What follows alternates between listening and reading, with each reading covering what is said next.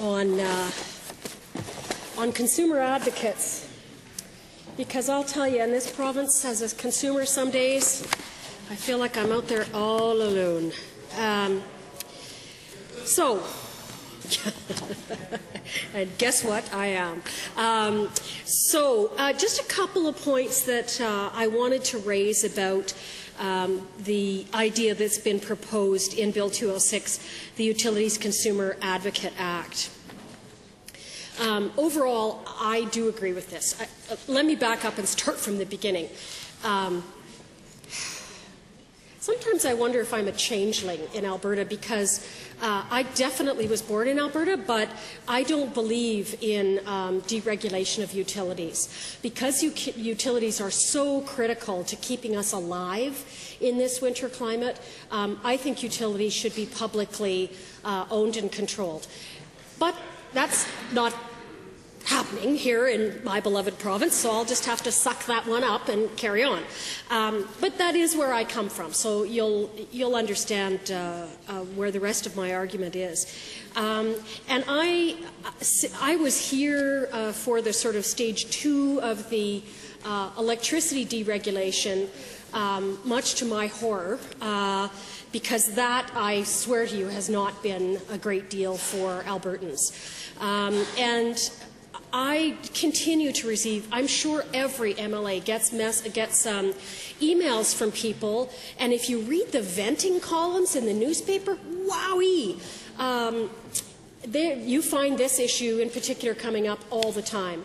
And that's the one where people say, how the heck is it that I could have incurred $66.52 worth of electrical use in a month, and then I'm charged, and I'm sorry I don't have all the proper names in my head, I'll just make them up, but they'll be close enough, people will know what I'm talking about.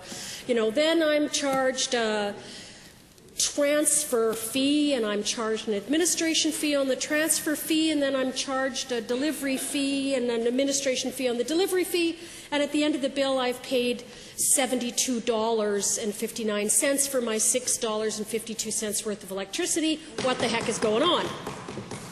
And everybody in Alberta feels like that. Like, what happened? And I'd love to be able to go to someone, phone them up and say, could you tell me whether we were always paying all of that for electricity, and now they've just broken it out so we can truly sob over all of the extra charges in here? Or did somehow those extra charges creep in when we deregulated and separated all of the strands of delivery? So that each piece of it could charge us for what they were doing before, because you can't get that answer from the government currently. And I think you do need someone that stands as an advocate between the people and the provider, and it's not the government. So I'm very much in favour of what the member for Calgary-McCall has proposed. But since in my caucus we always allow independent thought, I'm sorry, that was just the tiniest little dig, Mr. Speaker, and I'll just move right along here. But we do vote, we have free votes in private members' business.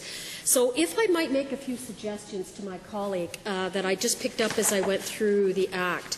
Just a couple of things that I noticed. As soon as I get, there we go.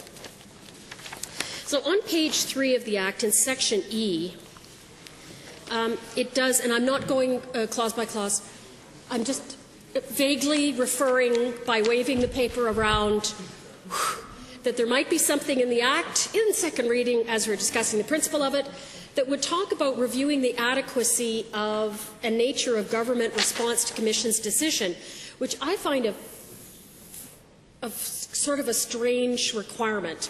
And I always, just for my own amusement, of course, flip things around and go, okay, if I was government, it's the golden rule principle, really. If I was government, would I be happy about having to conform to that kind of a regulation? And because it's asking that office to somehow rule on the government's adequacy, I think that's a very difficult to tabulate or make a decision on, and I think we might want to look at that one if we get to committee on the whole.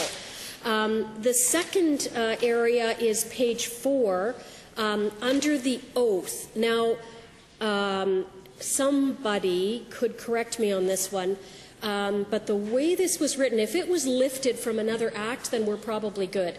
But if it wasn't, it's talking about whoever is in the advocate's office cannot disclose any information except that provided by law. And those are the kinds of clauses that get you in trouble, because if somewhere else in the law you haven't provided for every possible opportunity to speak if they need to, you're in trouble, because then you're going to be forever going back and amending every little act in order to actually get your piece to work. So we might want to look at that one as well. On page 6,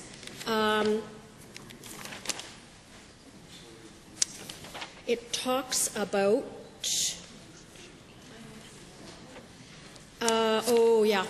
provision of funds to a particular independent agency.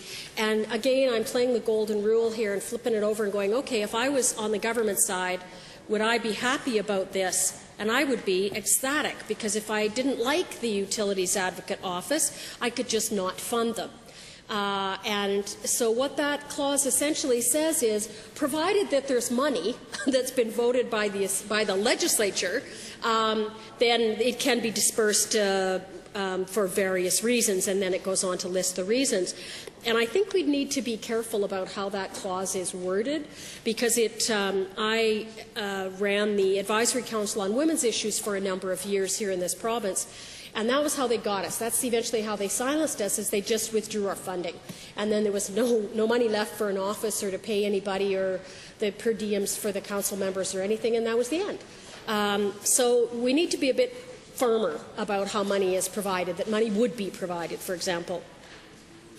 And I think the last thing is also appears on page 6, if you wanted to go into the fine detail, but of course I'm talking about the principle here, is around putting in a clause that would require the government to respond within a certain period of time and I would suggest that in the annual report, it actually lists how long it's been that the government has taken to respond to one of the recommendations from the Utilities Consumer Advocate, because that does give you a sense of how slowly or quickly the government is moving on a recommendation. And after years and years and years in this House of watching where there are difficulties and where, for example, the Auditor General's reports, if you go and look at where particular suggestions have been made repeatedly over the years, you'll find that there's actually a philosophical difference usually in the government, that they don't believe in doing something they've been told to believe, or it's difficult and cumbersome. And with enough work, eventually all of those things can be overcome, but it does help you identify where there is a roadblock that needs to be worked on with a bit more care and attention than just telling the government, do this. It's a good way of measuring whether there's a deeper problem on hand there. So I hope you'll allow me to, or you don't mind my making a couple of suggestions that we can work on when we get to Committee of the Whole on this bill. But overall,